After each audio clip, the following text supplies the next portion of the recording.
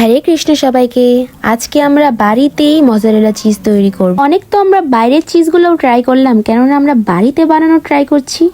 তো আজকে আমরা চিজ বানানোর রেসিপিটা আপনাদের সাথে শেয়ার করব। তো প্রথমে আমরা দুধ নিয়ে নেব।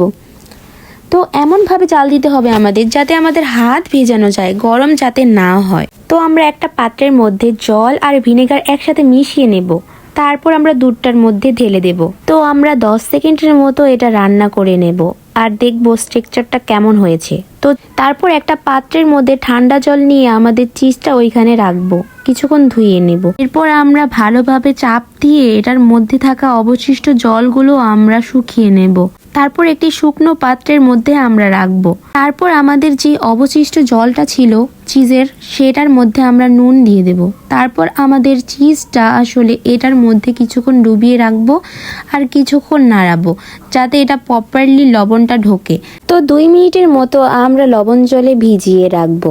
তারপর আমরা কিছুক্ষণ রান্না করে নেব, যাতে এটা জলটা শুকিয়ে যায়। দেখুন এখন আমাদের মজারেলা চিজটা কেমন হয়েছে। এটা বাইরে থেকে আরও দ্বিগুণ খেতে ভালো।